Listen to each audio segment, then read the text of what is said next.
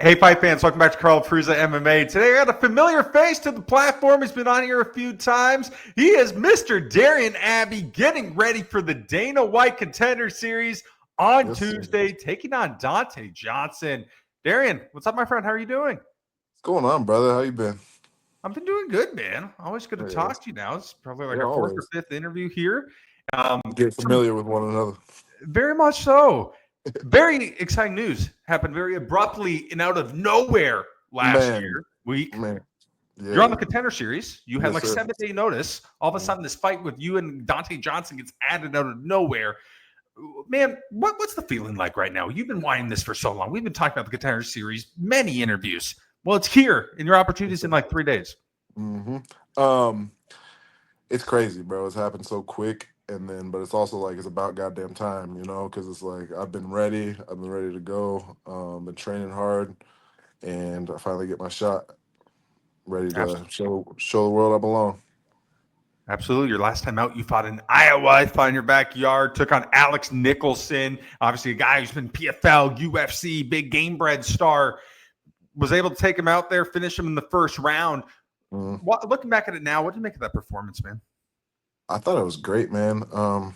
Everything went the exact way I wanted to. I wanted to go in there. I knew I was the bigger guy, so I wanted to be the bigger guy in the fight. And they put us in a small cage, so I feel like this time versus like the last time I was in there with Tim Johnson, it was kind of reversed. Tim Johnson was the bigger guy the first time. Then this time I was like, all right, I'm gonna take a page out of his book and just be the bigger guy. And it went really well. I thought I was gonna get a call at least for like a little bit ahead of head start for a fight, but we also was like, we're just gonna stay ready because it's coming. And 3 weeks into the season, here we are. That Tim Johnson fight for you at the time, really, really big. People talking about you beat Tim Johnson, you could be on the Contender Series, you could get signed. It didn't go your way. What was the feelings like after that fight? I beat myself up a little bit, obviously, because it's a loss, and I don't think anybody likes to lose. But I also understood the situation, that how it happened. They put us in this little bitty ass chicken cage. Shout out to XFC. There's no hard feelings there whatsoever. They're a great promotion, but I was in a chicken coop with the man. And he's huge, and his game plan is to get you on the cage and take you to the ground and beat you up. I didn't have as much room as I normally am used to moving around. It's no excuse, but it is what it is. And he was able to capitalize it and take advantage. So I mean, shout out to him. But um, it might have been a rushed fight in my career just for where I was at. I think I was 6-3. He's got 30 fights into his career at the time, so it might have been a little rushed. But I was confident, and I got to live with the results. But at the end of the day, we're still at the end of the road that we wanted to be on, and now it's time to start a new one. Since then, I mean, you could really tell you really have a killer instinct and is showing more now than I think ever has before with you. Mentally, it looks like you're really, really locked in right now. You can see it in your performances. You're going out there putting on stellar performances. Do you notice a difference since that contest? 100%, man. It leveled me up in the sense it was like I'm not. I thought I was ready. I thought I was 100% ready. I didn't think there was anything that Tim was going to show me that was going to be a problem, and I was so wrong, so wrong. Um, what it did show me is that I don't belong at heavyweight in the long run, like at you in the UFC. So when I get there, I'm going to go to light heavyweight. The last few fights I've fought in some smaller, like weight wise, smaller heavyweights, and I've done really well.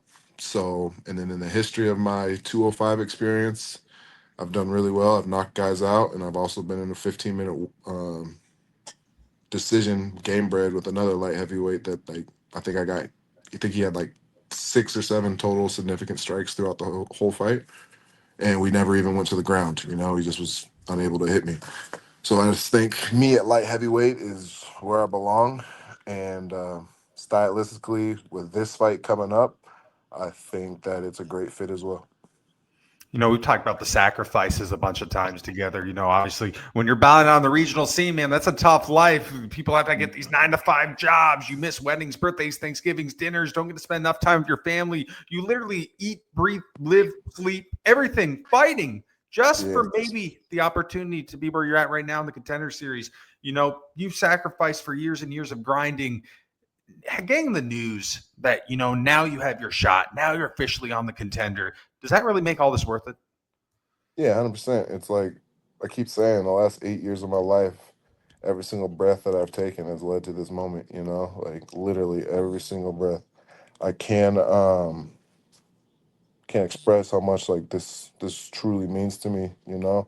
Like coming up when I first started, like the ego in me was like, oh, I could make the UFC, I could make the UFC, I could make the UFC. But then as I kept going and going and going and going and more fight after fight, it was like, oh, I could really make a run at this thing. And then being at the gym that I'm at, training with guys like Emiliano and Linton Vassell and Brandon Allen and Rainier DeRitter and all these other big guys that have been to the big shows, have been champions, have paved the way for those other guys.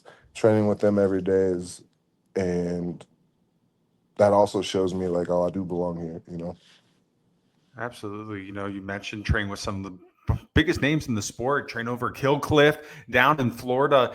One thing I love about that gym, looking from the stuff on Instagram that we can see, looks like very much of a family-like atmosphere. Everyone's trying to get better. Everyone's got each other's back. Everyone's motivating everybody. What's it like mixing up with that group? Exactly what you just said, man. I tell everybody that we're like a family. We have a lot of guys that do come in and out from out of the country or out of state, but like the guys that stay, they become family so fast. Like either at practice or at strength and conditioning when we're all joking around, or after practice when we're all sitting around just talking shit with each other. Um, those moments are huge. We're not like these other big gyms that have like separate cliques all over the gym and they have different training times all throughout the day. We train at this time in the morning and we train at this time at night. If you're there, you're gonna get great work. If you're not, you're shit out of luck. So Last year, roughly around this time, you were in Vegas for the Contender Series, but you were with your teammate Bailey. When you were so there, obviously, you want to support him. You were there for him. In your mind, did that pump you up? Were you thinking, realistically, next year I could be here? 100%. Actually, right before the show, me and my teammate slash coach Sean Soriano, we went and sat by the cage, and I remember him telling me, he's like, "Soak this all in, because you're gonna be here next year." And sure as shit, here we are. It's like, I guess we're going to call this one a short notice fight. And, Mhm. I kind of laugh when I hear the word short notice in this day and age. In my opinion, to be in the UFC, to be the best in the world, there's no more fighting, taking 2 months off. You got to be in the gym 24/7. I mean, there's really no off seasons. You're a type of guy, you don't take time off, man. You're training almost every single day with the rest of them over at Kill Cliff. Does it make it easier to take a fight on short notice if that's the case?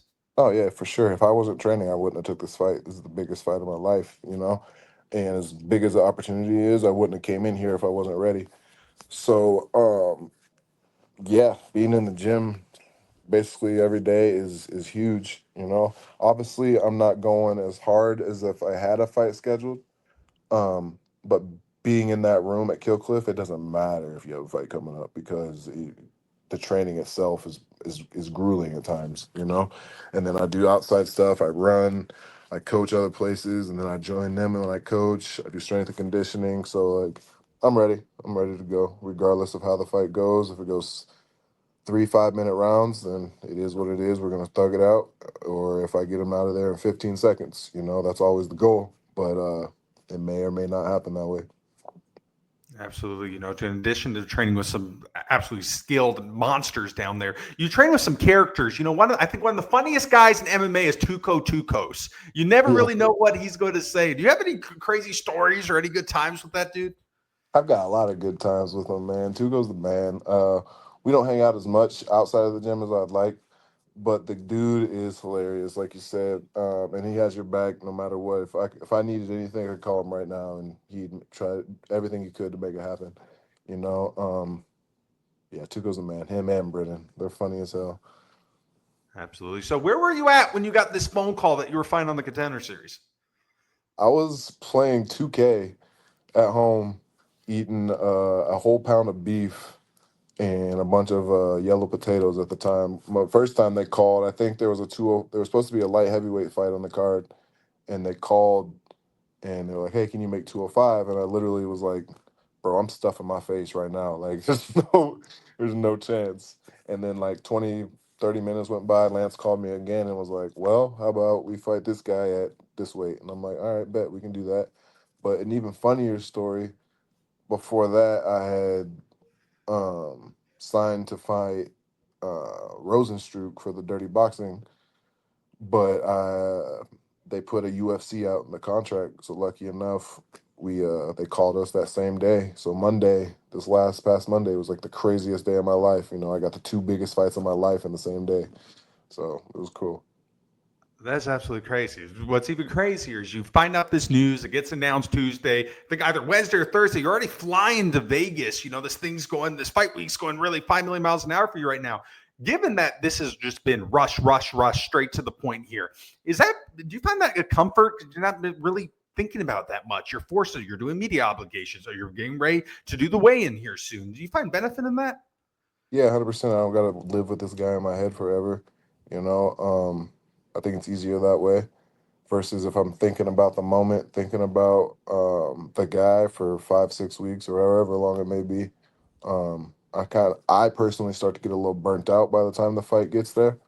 So I always perform, you know. But like with Tim, I think I knew about Tim Johnson for like 12 weeks, you know. So for 12 weeks, I got this big ass dude living in my head, and I'm also thinking, well, if I beat this guy, I might get to the UFC off of it.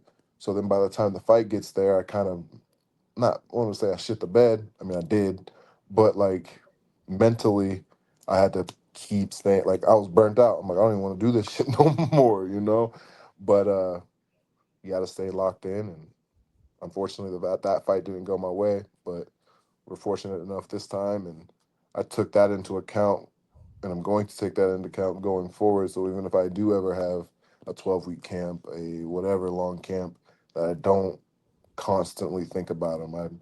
I think my fight in November, I knew about that guy for like 10 weeks, but I really didn't start living with him in my head till the last like 2, 3 weeks. You know, that's when I was really like, okay, I got to think about this guy. I got to think, what's he gonna do? What's he gonna do? Versus for 7 weeks, I was just training. You know, I was just getting better, running, getting myself in shape, and then when it was time to really lock in, I locked in.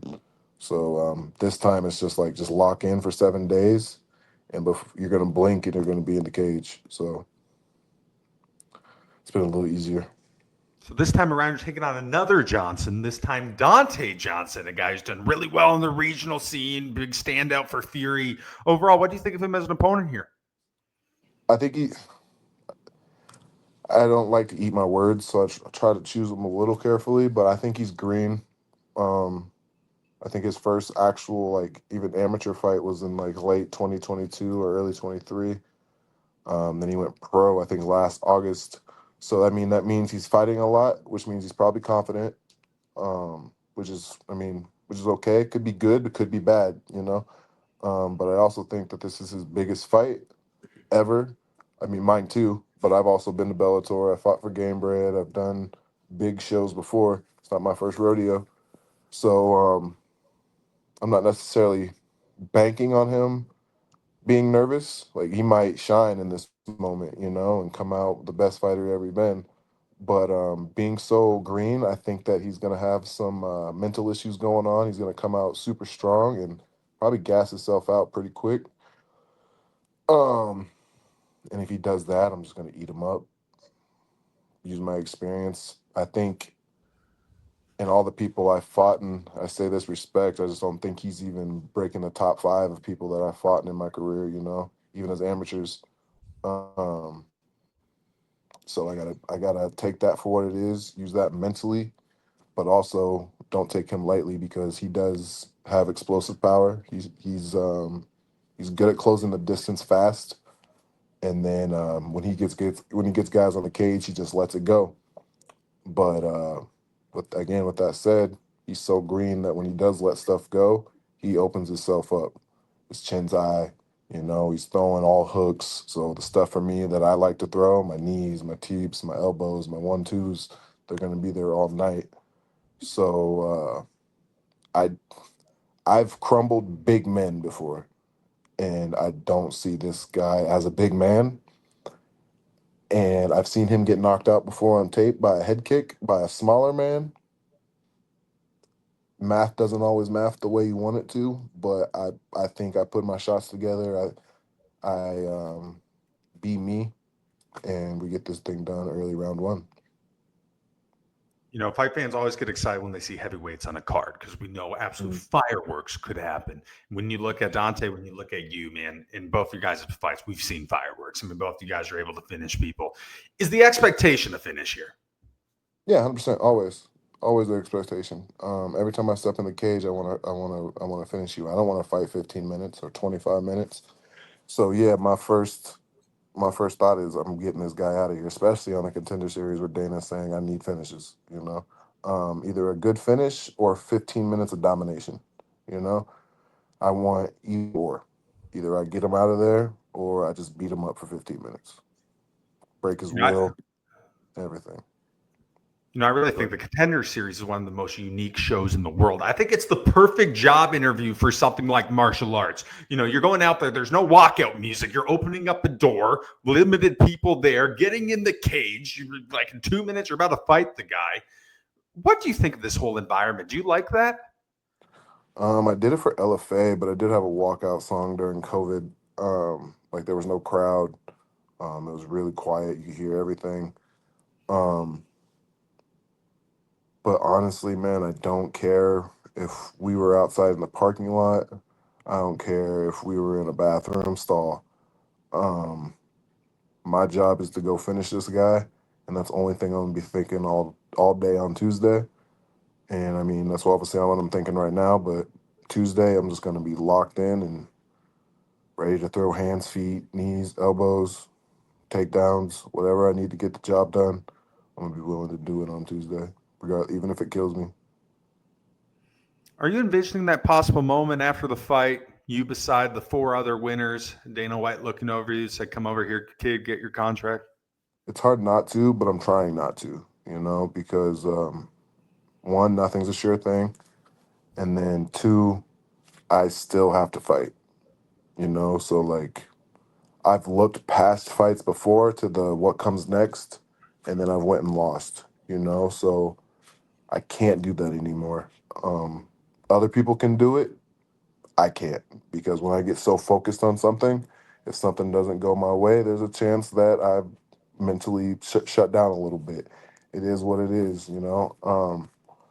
So I try to stay locked in as possible on just one goal at a time. And right now, the goal is to go in there, knock this dude out, and then, yeah, obviously, hopefully get that contract afterwards. But right now, we just need to focus on killing this guy. What would it mean for you to be able to fight in the UFC? Everything, man. Like from where I came from, it's such a small town where I think the only person to ever be like a noticeable pro athlete is like a basketball player from the '90s. Being that guy that gets to put Fort Madison, Iowa, back on the map, and then potentially make a big run into the UFC means a lot, man. It's not just for me; it's for my son, it's for my community where I come from. I got so many people behind me, man, that it's hard to not bring them with me. Um, I've gotten a lot of notifications for a lot of my old fights and past fights, but the amount of love I'm getting right now is overwhelming. I can't even keep up with it. That it's so much. So yeah, man, it's just exciting. I'm trying to live in the moment as much as possible, trying to keep my anxiety levels down. And when it's time to get in there and lock that cage, I'm gonna do what I do and live with the results. If someone told you that this was going to be in the cards when you first embarked on this journey 8 years ago, what would have you told them at the time? I believe them, 100%. I believe them. Because when I got started, I started 10-0 as an amateur. So like, yeah, I definitely would have believed it. Granted, like after the first fight, anyway. If you would have told me that like before I started fighting, I don't know how I felt about it. But after my first amateur fight, I was like, oh yeah, for sure. We just got to get there. We got to Yeah. endure a lot of bullshit, a lot of ups, a lot of downs. But at the same time, I also feel like that paid me to be who I am as a fighter now. You know, like if I didn't have the 4 losses on my record, I don't think I would fight the same. You know, I fight like I got 4 losses on my record. Like I can't lose anymore because I can't. You know, like I can obviously, but like not right now. You know, like no more stupid ass hiccups in the road because I wasn't ready mentally or I wasn't ready physically or I just shit the bed. There's no more of that. I'm done with it. I'm getting too old for it. I've been fighting for too long for it to keep happening. And the way things are going, I just think it's my time. And Tuesday, I'm really excited to show that. I'm really glad you brought up the amateur career. I think a lot of guys have a tendency to try to rush it, and you don't see too many guys with 10 fight amateur career, 11, 12 fight amateur career, whatever it is. Do you find benefit knowing that you have a lot of fights under your belt? You've been doing this such a long time. Do you find benefits that you waited a little bit before you made that transition, turn pro? Yeah, 100%. I honestly wanted to lose as an amateur before I went pro. Um, Obviously, it wasn't like a goal of mine to lose. If I never lost, I never lost. But like, I wanted to face defeat first. I wanted to know where I needed work. I know where I needed work, but I didn't want to believe it. You know, I know I needed better cardio when I was an amateur. I know, like, if you look from 2018 to 2021, 2022, I was fat, man. I went to 205 in 2021. So, okay, so till 2021, I was fat. Like, when I first moved to Florida, I was like 285 pounds. So, like, um, that's been the biggest thing was like actually becoming a professional athlete, you know? Um, that's been the biggest thing. So I just got to keep going, man. Just got to keep going. All right. Before we wrap up here, one thing I want to do is I want to talk to you about some big UFC fights coming up. I want to get your prediction on who you think's going to win some Gotcha. of these big matchups. We got Gian Silva. We got Diego Lopez coming up. What a fight. Who's going to win that one? I know. Probably, I don't know. They're both dogs, man, but thinking Gene, man. Thinking Silva. It's a close coin flip, but that kid's on a roll right now, man, and he's wrecking people. So it's kind of hard to bet against him. Diego's a fucking stud too, and I would never count him out in the fight. But the way I see Gene's been fighting lately, I think he gets it done. Absolutely. So we got another one that recently got announced here. We got Rainier de Ritter, one of your teammates, Fluffy Hernandez. Who wins that one? It's a great fight. Great fucking fight. The pace of Fluffy is crazy, but I also think that Rainier's got a crazy, weird style. You know, he's great with his knees, and he's also got that threat on the ground. So I mean, that's kind of for me a coin flip. You know, whoever wants it more. Rainier's my boy. I train with him every time he's here. So I'm gonna do everything I can to help him prepare for that fight for sure. And then it's obviously gonna be on him to go out there and get the job done. But I'm rocking with Rainier regardless. You know. Now we got Murad Dvalishvili putting that 135 title on the line against Corey Sandhagen. What's going to happen there? I think Marab gets that done pretty. Well, I don't want to say easily because Corey is a stud, but I mean Marab's a fucking stud for real. Um, I think he just outpaces him, gets him down, beats him up, kind of slows that striking down of Corey, and then just takes over in the later rounds. So we're going to end on a division that we may see yourself compete in here in the future, the 205 division. It's a big rematch. It's Chama. It's Alex Pereira looking to get that belt back against Magomed Ankalaev. Second time around, who's got this? Magomedov, man. I feel like it was such a one-sided fight, and it's happening so quick again that I don't feel like there's too much you can change in the amount of time that it's passed for really to be any other result. Um, but I mean, Alex can kill you with one punch, like not just knock you out. He can probably kill you with a with a punch.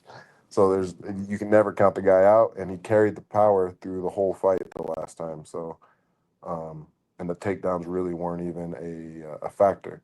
But with that said, Who knows? That might be good for Alex if the takedowns didn't work because maybe he might not be as afraid of the takedowns this time, and he'll open up a little bit more. So who knows? But if I had to put money on it, I would say Magomedov gets it done. We just talked about some of the big marquee names in the UFC right now. Obviously you train with a bunch of guys who could be added to this list down there at Killcliff. But do you get motivation? Does some of this stuff boost you up when you're watching big fights, when you're seeing the big guys at the gym? Do you get feed off of that? Yeah, 100%. I want what they got. I don't want to take it from them, but I just want to be up there with them. I want to be in the conversations with them. I want to be one of the top dogs in the gym and in the world. Not just the gym, but yeah, it's definitely hard not to. Get inspiration from guys like Michael Johnson and Gilbert Burns and all these guys that have been fighting. Jason Jackson, all these guys that have been fighting for so long. They get these big fights. It's hard not to feed off of that. Especially when you're in the same room with them and you're actually friends with them. It's not one of those things where they're on the other side of the room and it's like, oh yeah, I'm in the same room with them. Like, no, I'm actually friends with these guys. So it's like their success means so much to me as well. But I also I want to join the club. Absolutely. So many people are watching this sport in this day and age. And, I feel for the most part, most casual fans have a clear understanding of what you're doing, a partial understanding. They know that you're trying to get in the UFC, trying to win fights, get title fights, and bigger fights, and all that stuff. But I think very few people understand the fight that's outside the fight. And to me, that's that fight to not clock in at 9 o'clock in the morning, clock in at 5 o'clock. It's the fight to secure financial freedom. It's the life to live your life on your way. You don't need to follow societal norms. You choose what you want to do and you do it. Has this been a big 100%. part of your journey? Oh, 100%, man. I've always been like, if you go ask any of my old supervisors, like coming up in this shit, or before I started fighting, they would probably tell you Darian I'm not good at jobs, like my ADHD, like I'm all over the place. I get on my phone, I walk around, I go to the bathroom 18 times a day, so I don't have to do what I got to do at the job. I think the best job that I ever performed at was my last job, and that was I was a bar back, and that was just because I did so well with that. It was just because I could do whatever, I just had to stock bar and hang out with basically all my friends that I worked with. That was cool. But like I've worked in factories, I've cut down trees, I've moved furniture. I hated all that shit. All of it.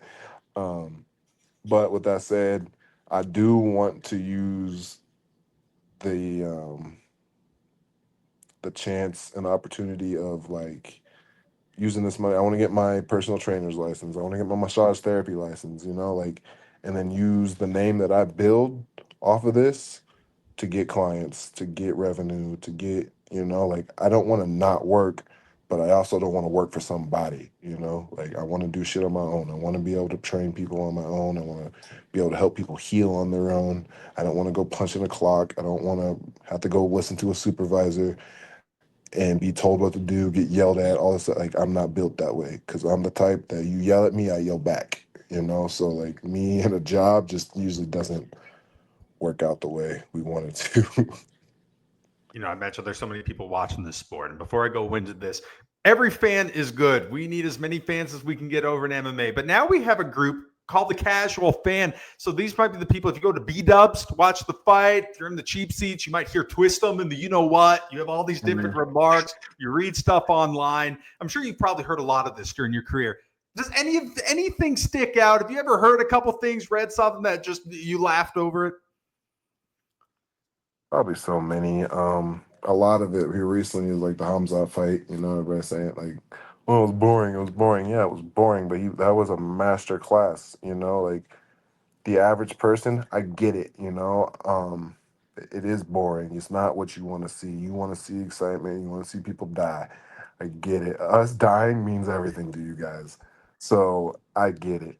But you also have to understand this is our lives. This is everything we work for. This was Hamzat's chance to become the world champion of the world.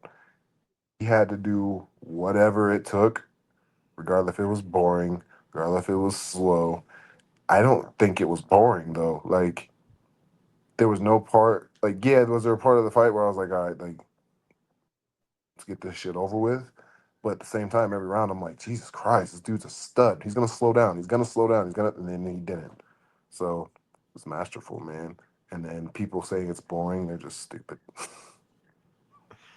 All right, Darion, last question for you, my friend. In a perfect world, what is the outcome on August 26th when you fight in the Dana White Contender Series against Donte Johnson? Perfect world, obviously, is to get him knocked out, early round one. Don't even start sweating. Just go in there, put everything together like I can, and get him out of there quick. I don't want to, we're not paid by the hour. I also fight like I'm not paid by the hour. So that's what I plan to do, go in there. If I got to get dirty and get nasty, it is what it is. This is everything I've been working for the last 9 years, 8, 9 years. So we're going to go put it together and hopefully get a big finish. Absolutely, man. Well, Darion, man, I know things are going like crazy right now. About to have a huge fight here, but thank you so much. I think the first time we talked was when you fought Tim Johnson. We talked for your Iowa fights, last one against Alex, man. Always a pleasure keeping Yes, up sir. with you, man, and good luck to you, brother. Thank you, brother. Absolutely. That's it for us today. I'm Carl Prusa. He is Mr. Darion Abbey. You can watch him Tuesday, August 26th, fighting the Dana White Contender Series, taking on Donte Johnson. Don't blink, fight fans. First fight of the night.